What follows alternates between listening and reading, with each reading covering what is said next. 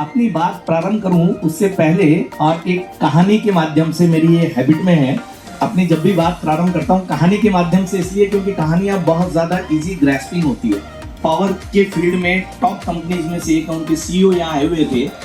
एक लाइन उन्होंने पूछी और सर पिछले 15 दिन में मैंने उसका जवाब ढूंढा। उन्होंने एक क्वेश्चन किया था, आप भी वहां पर थे, सबसे बड़ी खुशी आपके जीवन में क्या होती है? और मुझे 15 दिन लग गए उसको ढूंढने में। मुझे भी लग रहा था जब मुझे मिलेगी ना तो मैं शेयर जरूर करूंगा इस चीज को। सबसे बड़ी खुशी, अच्छा अपने में से कोई साथी बता सकता है सबसे बड़ी खुशी कब मिलती है आपको? जी मेरी वजह से किसी और को खुशी मिलती है। बहुत बढ़िया। और कोई साथी? खुशी के दायरे मतलब डिफरेंट मैनर में आ रहे हैं, बिल्कुल, क्योंकि हर आदमी की खुशी के अपने तरीके हो सकते हैं। और कोई साथी? हाँ जी, अरे वाह बिल्कुल बिल्कुल। देखिए खुशियों के मायने बिल्कुल अलग अलग हो सकते हैं। हर आदमी की खुशी दूसरे की खुशी हो ये जरूरी नहीं है, बट कहीं ना कहीं वे डिफरेंट हो सकता है उसका। और ऐसा ही मुझे पिछले दिनों जब मैं स्टडी कर रहा था इस चीज को कि कहाँ कहाँ खुशी मिल सकती है और रियल में लाइफ में खुशी क्या होती है, स्टडी करते करते मुझे कहानी पढ़ने को मिली रतन टाटा के बारे में। जब उनका किसी रेडियो वाले ने और टेलीफोन इंटरव्यू चल रहा था उनका, तो उन्होंने उनसे पूछा कि सर आपके जीवन में सबसे बड़ी खुशी आपको कब मिली? तो टाटा ने बहुत जबरदस्त जवाब दिया, 4 चरणों से गुजरा हूं अपनी लाइफ में इस चीज के लिए। सबसे पहला था जब मैंने अपनी लाइफ स्टार्ट की तो मेरी प्रायोरिटीज में था पैसा कमाना, संपत्ति इकट्ठा करना, और मैंने बहुत किया, बहुत पैसा कमाया, बहुत संपत्ति इकट्ठी की, लेकिन मुझे वो खुशी उसमें नहीं मिली। सेकेंड टाइम जब हुआ, इसके बाद में मैंने और बहुत वैल्यूएबल चीजें कलेक्ट करनी शुरू की, क्योंकि लाइफ में यही होता है, पहले पैसा कमाते हैं, फिर हम चीजें, मकान लेंगे, गाड़ी लेंगे, पहली गाड़ी लेंगे, पहला मकान लेंगे, फिर दूसरा लेंगे। वो भी मैंने बहुत इकट्ठा किया, लेकिन वहां भी मुझे वो खुशी नहीं मिल पाई।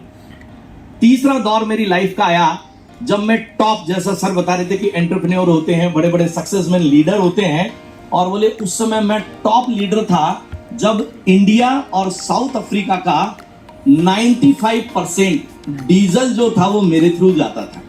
ये टाटा के वर्ड थे, लेकिन तब भी मुझे खुशी नहीं मिल पा रही थी।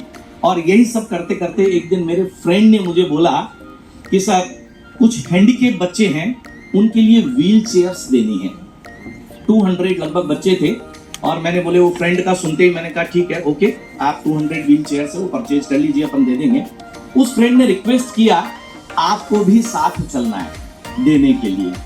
तो मुझे लगा चलो ठीक है, कोई बात नहीं, व्हील चेयर देनी है, चलेंगे साथ। मैं रेडी होकर के उन बच्चों के बीच में गया और व्हील चेयर जब दी उन बच्चों को, जैसे जैसे उनकी पात्रता थी दी, आधे घंटे बाद मैं देख रहा था जैसे कोई स्वर्ग में आ गए हों। उन बच्चों के चेहरे पे जो खुशी थी ना, जैसे बहुत बड़ा सक्सेस अचीव कर लेता है ना जब बच्चा, तो उन हैंडीकेप बच्चों को जब वो व्हील चेयर मिली और उनकी खुशी जब मैं देख रहा था, तो जो फील मेरे अंदर आ रहा था ना, वो लाइफ में आज तक आया ही नहीं था। ये करते करते और जब मैं चलने को हुआ तो एक बच्चे ने और बिल्कुल मेरे पास आकर के मेरा पैर पकड़ लिया, और जब वो पैर पकड़ा तो मेरे चेहरे की तरफ देखने लगा। तो मैंने उससे झुक करके पूछा, भैया और कुछ चाहिए क्या? बोले नहीं सर, मैं आपका चेहरा देखना चाहता हूं कि यदि कभी मैं आपसे स्वर्ग में मिलूं तो मैं आपका चेहरा पहचान सकूं और मैं आपको दोबारा से धन्यवाद कर सकूं। इस कहानी ने और मुझे सोचने पे मजबूर किया कि वाकई जिस दिन हम यहां से जाएंगे, लोग हमें किस रूप में याद करना चाहेंगे? क्या हम में भी वो कोई क्वालिटी होगी कि लोग हमारा चेहरा देखना चाहें, उसको ध्यान में रखना चाहें, और उनके मन में भी ये फील हो कि जब कभी दोबारा मिलूं तो आपके चेहरे को देख करके मैं आपका धन्यवाद अदा कर सकूं। और ऐसा ही वाकया मेरे जीवन में आया। कोरोना काल जब आया, सब लोगों को पता है, लगभग 1 से 1.5 महीने का टाइम पीरियड ऐसा था जब सब लोग अमूमन घरों में कैद रहे और सबने वहां भी अपनी अपनी खुशियां ढूंढी। एंटरप्रेन्योर्स की एक खास चीज ये भी होती है कि अगर उनको गाइडलाइन सही टाइम पे मिल जाए, थॉट सबके माइंड में होता है, आइडियाज बहुत लोगों को आते हैं, लेकिन अगर प्रॉपर गाइडलाइन आपको मिल जाए और उसको इंप्लीमेंट करने का वे आपको मिल जाए, तो दुनिया में कोई भी आपको सक्सेसफुल एंटरप्रेन्योर्स बनने से रोक नहीं सकता है। उस 1.5 महीने के दौरान नेचर तो सब कुछ ठीक कर रही है, फिर बिगाड़ कौन रहा है सर? कौन बिगाड़ रहे हैं? और उन दिनों जब स्टडी की, थोड़ा सा मैंने कुछ लिटरेचर वगैरह पढ़ा, थोड़ी स्टडी की, और पता चला कि पॉल्यूशन का सबसे बड़ा रीजन इंडिया में एक और है जो हमारे सनातन से कहीं ना कहीं जुड़ा हुआ है, जिसके पीछे 2 करोड़ पेड़ काट करके जला दिए जाते हैं एवरी ईयर। कुछ गैस करेंगे किसके पीछे काट के जला दिए जाते हैं? 2 करोड़ पेड़। एग्जैक्टली 2 करोड़ पेड़ काट के जला दिए जाते हैं, क्योंकि एक फिनरल में 2 पेड़ लगते हैं और 1 crore funeral every year India में होता है। अब चूंकि हमारा धर्म से जुड़ा हुआ मुद्दा है, सनातन से जुड़ा मामला है, तो डिनाई हम कर नहीं सकते, बट उसका सॉल्यूशन दिमाग में लाने का प्रयास किया कि क्या ऐसा ऑल्टर हो सकता है कि हम लोग पेड़ों की लकड़ी जलाना बंद कर दें। उन दिनों उन सब पे एक बुक लिखी। लाइफ में फर्स्ट मेरा चांस था कि जब मैंने कुछ लिखा, सोचते तो हर कोई है, मैं भी कुछ सोचता था पर कभी राइट डाउन नहीं किया था। उन दिनों बुक लिखी और जब वो बुक पब्लिश हुई तो वर्ल्ड की फर्स्ट बुक बन गई। और फर्स्ट इसलिए बनी, इंडियन काउ डंग, देशी गाय के गोबर से बने हुए कागज पे दुनिया में पहली बार पब्लिश हुई। यानी पहला हमने कोशिश किया, पेड़ नहीं लगे उसमें, कागज में नहीं तो लगता है ना पेड़, कागज में तो पेड़ लगता है।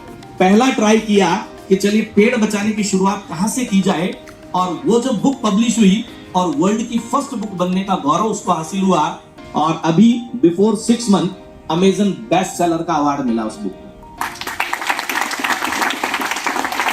ये सब करते करते और लगभग कोरोना की सेकेंड लहर आ गई, और वहां फिर पेपर्स में पढ़ा 2000 dead bodies were submerged in river Ganga due to the lack of wood. पढ़ा आप लोगों ने भी। और पूरे इंडिया में जहां भी क्रिमेशन सेंटर्स थे, जहां भी फ्यूनरल स्पॉट्स थे, क्यों लगी। जैसे जीते जी हम लाइनों में लगते हैं, और डेथ के बाद भी क्या पोजीशन हुई, और वहीं से उसके काऊ डंग से वुड बनाना शुरू किया। ये काम तो 2015 में ही हमने कर दिया था, फ्यूनरल भी करवा रहे थे, बट जब मैंने रिसर्च और स्टडी की तो पता चला काऊ डंग से बनी हुई वुड की कैलोरीफिक वैल्यू, आप जानते हैं कैलोरीफिक वैल्यू क्या होती है? क्या चीज? ओके, कैलोरीफिक वैल्यू कम थी, 3000 थी, और बॉडी को बर्न करने के लिए कैलोरीफिक वैल्यू चाहिए वो लगभग 4000 से 4500 होनी चाहिए। राजस्थान में पराली कोई पर्टिकुलर वर्ड नहीं है, जितनी भी फसलें होती है उनका एक्सट्रैक्ट बचता है, उसको पराली वर्ड बोला जाता है। वो अगर राजस्थान की बात करें तो सरसों का है, महाराष्ट्र में जाएं तो सोयाबीन है, और पंजाब में आप चले जाते हैं तो चावल की भूसी होती है। इनको जानवर खाता ही नहीं है, और अगर जमीन में दबाएं तो जमीन को ये अनफर्टाइल बनाती है, बंजर बना देती है। तो किसान की मजबूरी है उसको जलाना। हमने वो किसान से पराली खरीदी, गौशालाओं से गोबर लिया, कुछ असोर्टेड हर्ब्स मिलाए, और एक ऐसी वुड तैयार हो गई जो वर्ल्ड में पहली बार बनी, और नाम दिया हमने उसको गौमेस समिधा। मशीन ढूंढी मार्केट में, कौन सी मशीन मिल सकती है, नो डाउट कॉस्टली मशीन थी, तो इनिशियल स्टेज पे हमने उसको आउटसोर्स भी किया, और वहीं से, और जब वो आया उसके बाद मुझे बहुत सारे चांस मिले। और DSIR, आपने एक वर्ड सुना होगा, department of scientific industrial and research, पिछले दिनों उसका हैकेथॉन हुआ था ऑल ओवर इंडिया का, और ये गौमे परिवार का आइडिया उसमें फर्स्ट आया ऑल ओवर इंडिया, जहां टेक्नोलॉजी के, टीवी के बड़े बड़े स्टार्टअप थे, और जब ये आया तो समझ में आ गया कि गौमे वस्ते लक्ष्मी अपनी लाइन पे आ रही है, काम होगा जबरदस्त। स्टार्टअप में हुआ, लकड़ी जो थी वो वैलिडेट हुई, लगभग 250 से 300 फ्यूनरल मैंने जयपुर में करवाए उससे।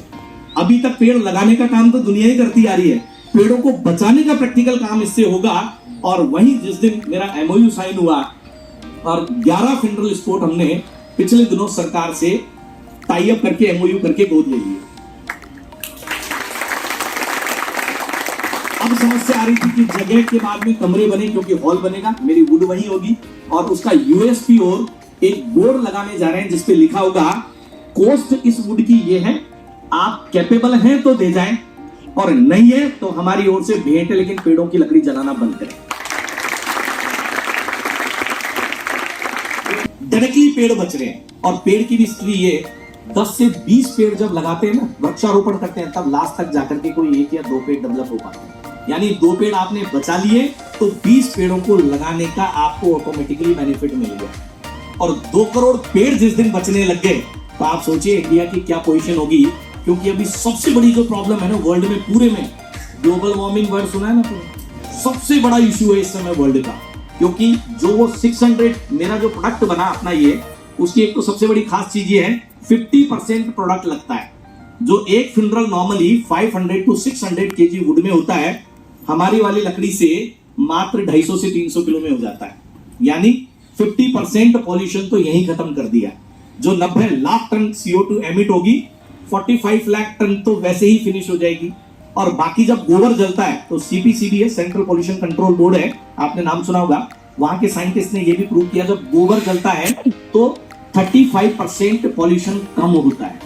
अच्छा, उससे पहले एक सवाल पूछ लेता हूं, फिर मैं बाद में आगे की जानकारी दूंगा। हेल्दी लाइफ जीने के लिए कितना % ऑक्सीजन होना चाहिए हमारे एनवायरनमेंट में? देखो, इंजीनियरिंग अच्छी बात है, करो, लेकिन जिंदगी के फलसफे जो है, बेस है, वो भी आपको जानकारी होनी चाहिए। कितना % ऑक्सीजन? गूगल में नहीं देखना है। 90, आग लग जाएगी। ऑक्सीजन एक लेवल से ज्यादा भी हो जाए तो ब्लास्टिंग होने लग जाती है एनवायरनमेंट में। हाँ, वाह, ढूंढ लिया क्या? मोबाइल खुल रहा है तेरे को उधर, बहुत बढ़िया, very good, very good. 21% oxygen चाहिए।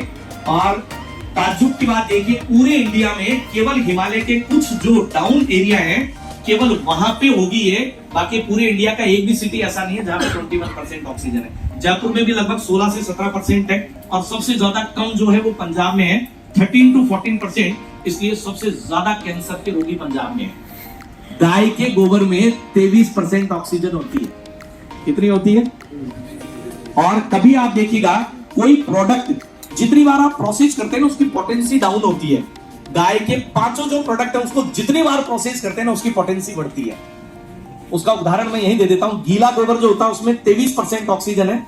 जब ये सूख के कंडा बन जाता है, 26% ऑक्सीजन। और जब उसको स्पेशल तरीके से जला के भस्म बना दिया जाता है, 60% ऑक्सीजन उसमें हो जाती है।